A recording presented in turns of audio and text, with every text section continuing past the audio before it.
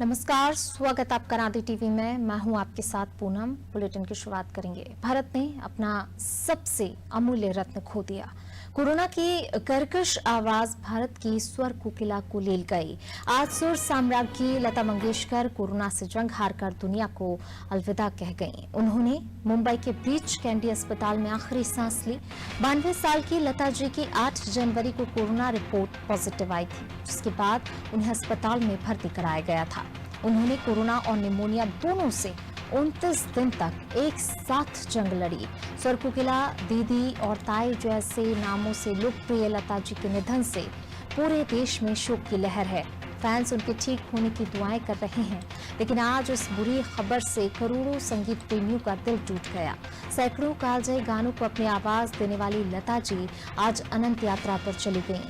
लता मंगेशकर का जन्म 28 सितंबर 1929 को मध्य प्रदेश के ही इंदौर में हुआ था। 13 साल की छोटी उम्र में 1942 से उन्होंने गाना शुरू कर दिया था। 92 साल की लता जी ने 36 भाषाओं में 50,000 गाने गाए, जो किसी भी गायक के लिए एक रिकॉर्ड है। करीब 1000 से ज्यादा फिल्मों में उन्होंने अपनी आवाज दी। 1960 से 2000 तक एक दौर था जब लता मंगेशकर की आवाज के बिना फिल्में अधूरी मानी जाती थीं। उनकी आवाज गानों के हिट होने की गारंटी हुआ करती थी। लता मंगेशकर को 2001 में संगीत की दुनिया में उनके योगदान के लिए भारत के सर्वोच्च नागरिक सम्मान भारत रत्न से नवाजा गया था। इसके पहले भी उन्हें कई सम्मान दिए गए, जिसमें पद्म विभूषण, पद्म भूषण और दादा साहेब फाल्के सम्मान भी शामिल है। कम ही लोग जानते हैं कि लता जी गायिका के साथ संगीतकार भी थीं और उनका अपना फिल्म प्रोडक्शन भी था, जिसके बैनर तले बनी फिल्म लेकिन थी। इस फिल्म के लिए उन्हें बेस्ट गायिका का नेशनल अवार्ड भी मिला था। केंद्रीय मंत्री नितिन गडकरी, सीएम शिवराज सिंह चौहान, मंत्री विश्वास सारंग और कांग्रेस विधायक पीसी शर्मा ने उनके निधन पर शोक जताया है।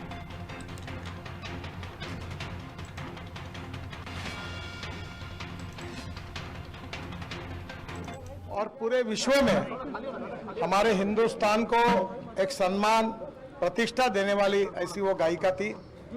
महाराष्ट्र के लिए, हमारे मुंबई के लिए, गोवा के लिए और पूरी तरह एक प्रकार से आके संस्कृति के साथ वो जुड़ी हुई थी।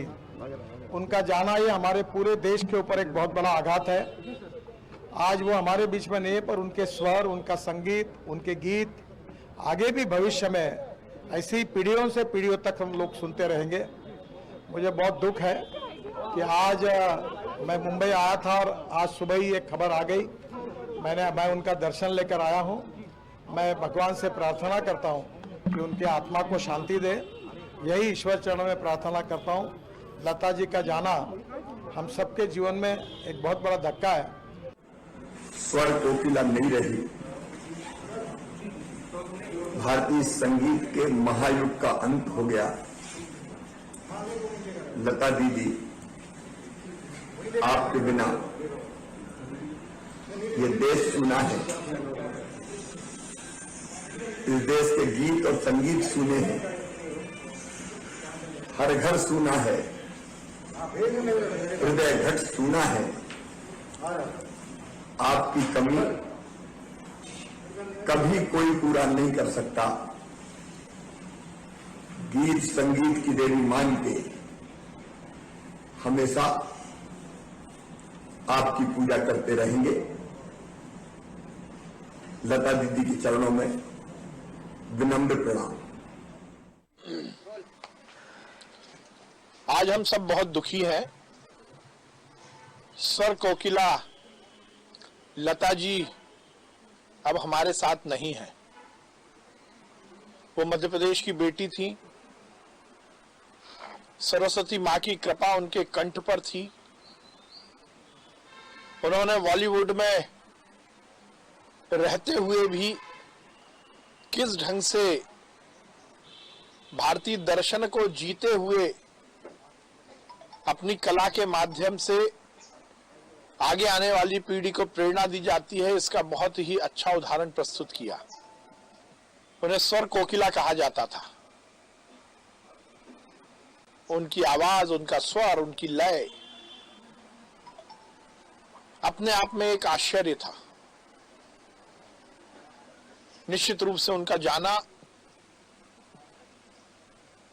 संगीत जगत में बहुत बड़ा रिक्तता पैदा करता है। देश नहीं दुनिया की क्षति है।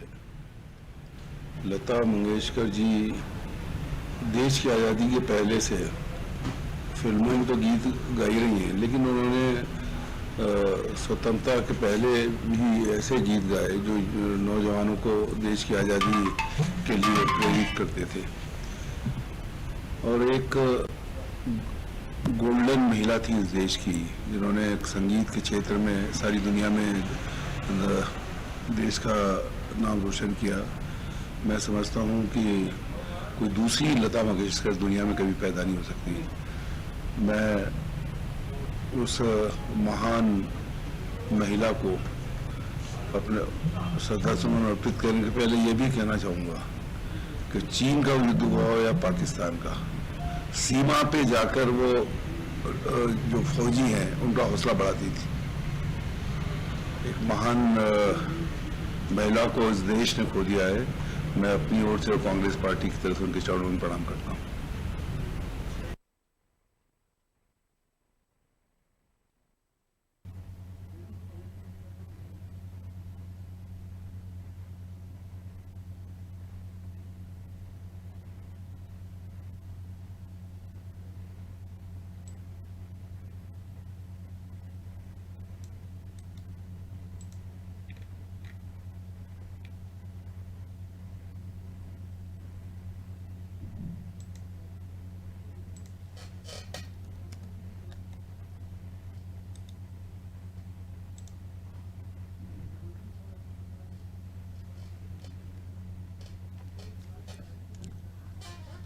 तो आज लता दीदी का निधन हो गया और इस खबर ने सभी को स्तब्ध कर दिया है। सुर सम्राट की लता दीदी, लता ताई, ये उनको कई नामों से उनके फैंस, उनके चाहने वाले जानते थे। कई सारे नाम लता दीदी को मिले हैं और आज लता दीदी हमारे बीच नहीं है, लेकिन उनकी आवाज़ हमेशा हमारे कानों में गूंजती रहेगी। उनके हजारों गीत आज भी हमारे कानों में गूंजते रहेंगे।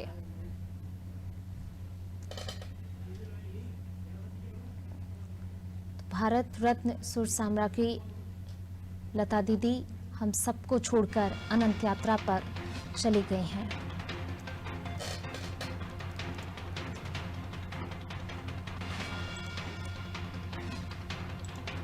और हर किसी के लिए इस बात पर यकीन कर पाना बहुत मुश्किल हो रहा है।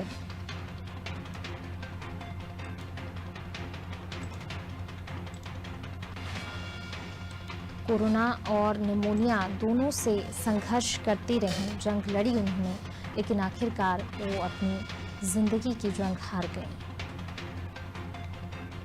पिछले 27 दिनों से अस्पताल में भर्ती थी। कैंडी ब्रिज अस्पताल में, ब्रिज कैंडी अस्पताल में उनका इलाज चल रहा था।